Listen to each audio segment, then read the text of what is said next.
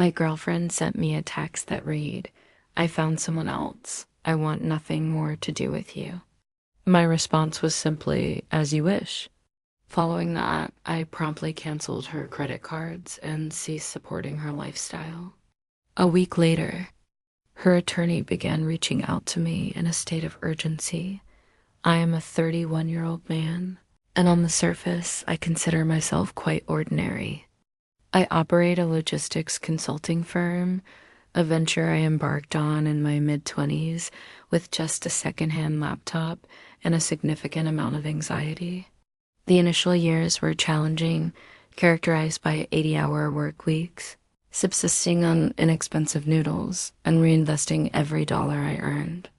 However, about 2 years ago, I secured a major contract, followed by another, and my niche business, after years of hard work, finally became highly profitable, allowing me to enjoy a comfortable lifestyle. For the past 3 years, this lifestyle included my girlfriend, Kayla, who is 28. When we first met, she was employed as a receptionist, aspiring to be a fine arts curator. Though she had the passion, she lacked the connections and financial freedom to pursue her dreams. I was captivated by her as she brought a vibrant energy into my otherwise work-focused life. I believed in her aspirations, and for the first time I had the means to assist her, I proposed that she leave her unfulfilling job and concentrate on her art history studies, as well as pursue unpaid internships to build her network. I assured her that I would cover all her expenses. I thought we were a team, investing in our shared future. I paid her rent for a stylish, art-inspired apartment downtown at $3,500 a month, co-signed her lease for an Audi A5 at $800, and covered her clothing, organic groceries, and art supplies. I even provided her with 2 credit cards as an authorized user without ever checking the statements. As a consultant, I manage details for others, but in my personal life, I prefer to trust. On Tuesday, we celebrated our 3-year anniversary. I had made reservations at a restaurant she had been eager to try for months and purchased a beautiful, simple sapphire necklace for her. I returned home a bit early, excited to surprise her, only to find she was not there. At 7:15 p.m., my phone buzzed with a text from her. "Kayla, I found someone else. I want nothing more to do with you." Just 7 words. After 3 years of supporting her entire existence, I stared at the screen for what felt like an eternity. Initial shock hit me like a physical blow, leaving me feeling hollow and breathless. I was momentarily overwhelmed with questions. Why? Who? What did I do wrong? But then a chilling clarity washed over me. The stark finality of her message, "Nothing more to do with you," became a gift in its own right. It was unmistakable. She had drawn a line and made her intentions clear. In response, I sent a simple 3-word reply, "As you wish." I then silenced my phone, opened my laptop, and allowed the analytical part of my brain to take charge. I shifted from being her partner to acting as a consultant. The issue at hand was a terminated, non-binding personal arrangement, and the solution was to sever all financial ties. I logged into my banking portal and removed Kayla as an authorized user on both credit cards with the confirmation of immediate deactivation.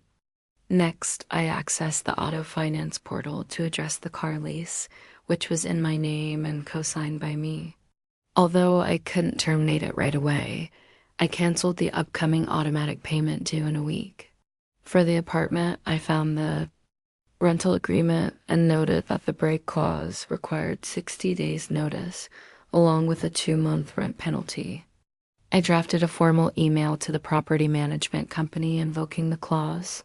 CCing my personal email for a time-stamped record, I systematically went through my streaming and subscription services: Netflix, Hulu, Spotify, my family's gym, membership, and the meal kit delivery service, changing passwords, removing her profiles, and initiating the process to remove her from my family phone plan. The entire process took around 45 minutes, and when I finished, I felt nothing but emptiness. I packed an overnight bag, left the necklace on the kitchen counter, and went to stay with my brother Louis to avoid any potential awkwardness if she returned for her belongings. The following week was eerily quiet. I assumed she was preoccupied, but on Friday afternoon, I gathered that her card must have been declined at an inconvenient time, as the texts began pouring in, starting with pleading, then confusion, and finally anger. I read them, but chose not to respond. This morning, exactly 1 week later, I received an email with the subject line, urgent, regarding Caleb Vance. It was from a partner at a downtown law firm, stating he represented Miss Vance and needed to speak with me immediately concerning my abrupt cessation of financial support. It appeared that my straightforward response of, as you wish, was not the conclusion she had anticipated. Update. The comments on my original post were incredibly helpful in grounding me. Thank you for that. This past week has been an eye-opener regarding Audacity. Following advice, I have hired my own attorney. My father has worked with Mr. Phillips on business contracts for years. He is sharp and no nonsense. After I explained my situation to him, he looked over his glasses and remarked, well, son, it seems you've encountered a new species of predator. Mr. Phillip reviewed the email from Kayla's attorney, a man named Mr. Bobby. He chuckled at the term malicious cessation, likening it to the legal equivalent of an irate toddler throwing a tantrum. It was designed to sound intimidating, but ultimately it lacked any real legal substance. In response, Mr. Phillip crafted a succinct reply to Mr. Bobby, stating that our clients were never married and had no joint assets. He clarified that the relationship and the series of voluntary gifts associated with it was terminated by Miss Vance herself. He concluded by indicating that any further communication should be directed through him. This response did not lead to a demand for $75,000, but instead, it resulted in something more insidious. Mr. Bobby sent back a formal letter proposing a confidential transitional support settlement. The letter was filled with exaggerated claims about Kayla's significant emotional investment in our relationship, arguing that my sudden withdrawal of financial support had caused her professional setbacks and severe emotional distress. They proposed that I continue to pay her rent and car payment for 6 months, in addition to a parting sum of $20,000 to avoid protracted and public litigation. It was a blatant shakedown. Mr. Phillip advised that we completely ignore this overture. Let them waste their money, he said. Filing a lawsuit based on this would be akin to malpractice. The real challenges began to emerge as the consequences of the situation unfolded. On Saturday, I received a frantic call from Judith, the property manager of Kayla's old apartment. She informed me that Kayla had shown up with her new boyfriend, Russell, demanding access to the apartment. Judith refused as Kayla was not on the lease. Apparently, Kayla caused a scene, yelling about her life's work being trapped inside. Russell attempted to assert himself, telling Judith, "We can make this very difficult for you." Judith, a seasoned professional who had seen it all, simply pointed to the "no trespassing" sign and suggested he read it.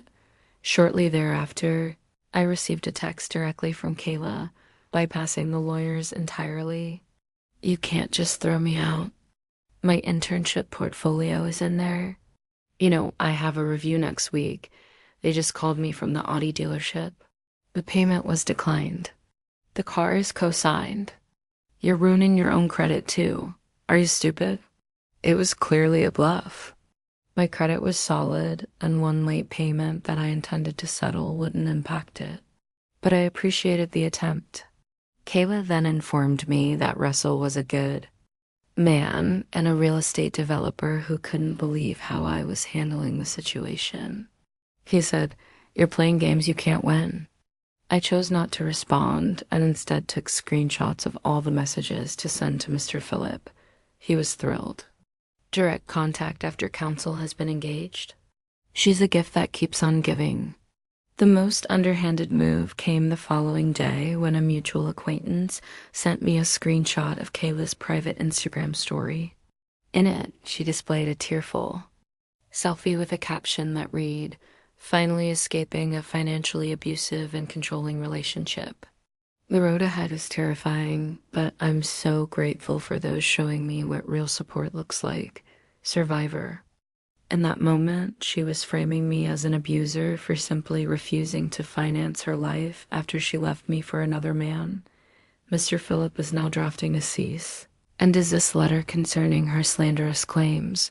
We have arranged for her to retrieve her belongings, requiring 2 neutral movers to be present and her lawyer overseeing the process. This time, I insisted on a clear inventory list to ensure there would be no misunderstandings. It was astonishing that she believed she could simply replace me as a provider while retaining all the benefits. Update 2. This entire saga has taken an unexpected turn. The move-out process became chaotic, but not in the manner I had anticipated, and the fallout from her survivor stunt began to ripple outward in unforeseen ways. The move-out was scheduled for a Saturday morning. I had hired the movers. Mr. Phillip had prepared an inventory list for personal effects only, and her lawyer, Mr. Bobby, was confirmed to supervise the process at 10 o'clock a.m. At 9:45 a.m., I received a call from one of the movers. "Sir, the lady and a gentleman are here. They say their lawyer is running late and they want to get started." My stomach dropped. I immediately contacted Mr. Phillip, who instructed me to tell the movers not to allow access until he arrived. Unfortunately, it was too late.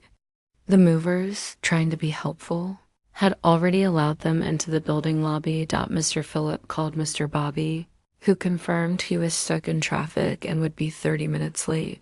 It felt like a setup. I instructed the movers to stand firm and only allow the movement of personal boxes. For the next half hour, Kayla and Russell attempted every trick they could think of to gain access. They attempted to intimidate the movers by claiming they were part of Russell's hired team. Kayla resorted to tears, alleging that the movers were making her feel threatened. The tension peaked over the furniture as Kayla insisted that the custom bookshelf, ergonomic desk, memory foam mattress, and 65-inch old TV were all gifts, thus rightfully hers. In an attempt to take matters into their own hands, she and Russell began to move the TV themselves. It was at this moment that the professionals I hired truly demonstrated their worth. The lead mover, a formidable figure, calmly interjected and stated, "That item is not listed on my inventory sheet of approved personal belongings. Please put it down." Russell, puffing out his chest, defiantly asked, "Who are you to dictate what we can take?" The mover remained unfazed. "I am the individual hired to safeguard this man's property. If you do not return that item, I will have no choice but to call the police." Just then, Mr. Phillip entered. He maintained his composure, simply glancing at Kayla and Russell before focusing on the TV they were attempting to carry. He produced receipts for every piece of furniture, each one clearly indicating my name as the purchaser. He informed Kayla that without her counsel present, her attempt to take the property was a violation of their agreement. He warned that should they leave with anything beyond the boxed items on the list, he would be compelled to file a police report for attempted grand larceny. Defeated and furious, they hastily grabbed her boxes and left behind a significant mess, leaving scuff marks on the walls and trash strewn across the floor. The landlord billed me $1,200 for the damages. Mr. Phillip promptly forwarded both the bill and the mover's incident report to Mr. Bobby. It was then that my anticipated revenge was unwittingly placed in the hands of public opinion. You might recall the Survivor post. Kayla was or had been an unpaid intern at a small, prestigious art gallery. The local art community is tightly knit and interlinked. One of the junior curators, a young woman named Leslie, who I had met on a few occasions, came across the post. She knew me well enough to dismiss the notion of financial abuse as nonsense. Disgusted, she decided to share the post with another colleague. The story spread rapidly.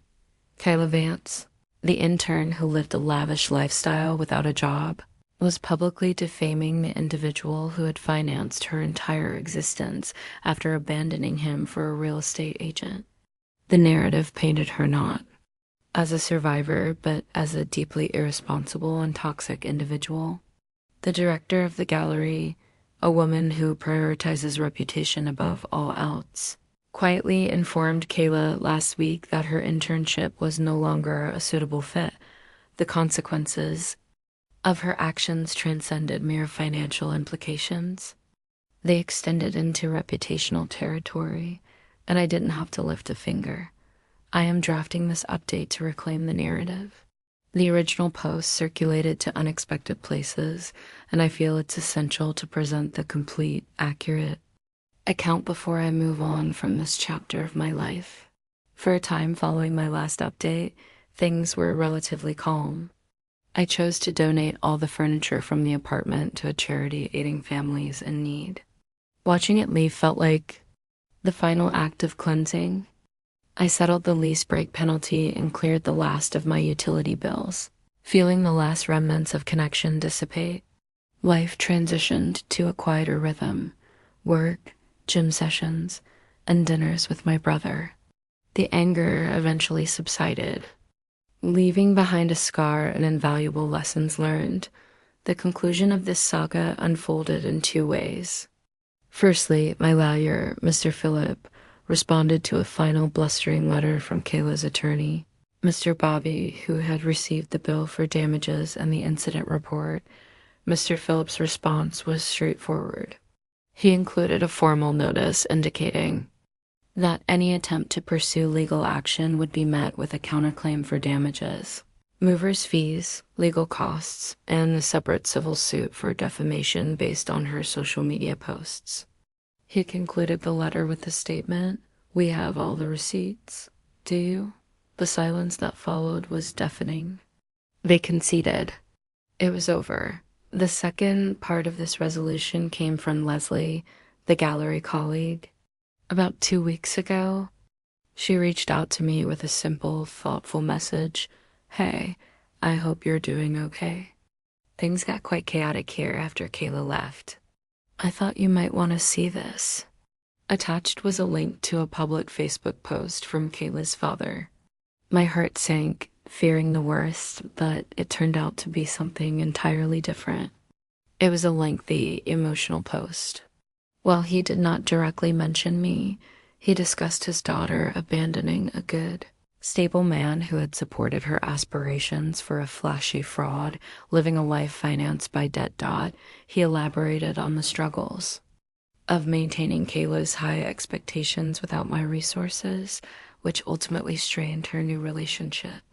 Russell, contrary to his portrayal as a successful developer, was merely a commission-based real estate agent whose extravagant lifestyle relied on debt and had a volatile income. The drama Kayla brought into their lives, including her termination from the internship due to unprofessional conduct, had apparently spread to his colleagues. In a reputation-driven industry, being associated with a messy, potentially litigious situation was detrimental. His sales plummeted under the pressure, leading to a massive and explosive breakup between him and Kayla. According to her father's post, she had to move back home, stripped of money, her internship, and her car, which had been repossessed, leaving her alienated from most of her genuine friends. The dream of becoming a fine arts curator had evaporated, replaced by the grim reality of residing in her childhood bedroom. Burdened by debt, he concluded with a poignant statement. She had a ladder to her dreams and chose to jump off it for a snake. The consequences were complete and entirely natural. Her slander and entitlement destroyed her professional reputation, resulting in the loss of her internship and future prospects in the local art scene. Her new boyfriend, all style and no substance, could not sustain her demands, leading to the implosion of their relationship under financial and reputational strain. Her attempts to bully movers and sue me over fabricated promises backfired, leaving her with nothing but a bill and a threat of a countersuit. Do I feel a sense of satisfaction? No, there's no joy in this outcome, only a quiet, solemn acknowledgement of order being restored. Justice is not a dramatic event, but rather a natural course of events. I responded to Leslie, expressing my gratitude for her reaching out. We engaged in a brief, friendly exchange, which was a refreshing reminder that not everyone is predatory. My life is once again my own, and I'm focusing on my business and self-improvement. I have learned to trust more cautiously, to verify claims, and to recognize that one can support another's dreams without becoming their foundation, which they can easily discard. I have not heard from Kayla or Russell since. I have no insight into their current lives, and I am finally at peace with that. This marks the conclusion of my story.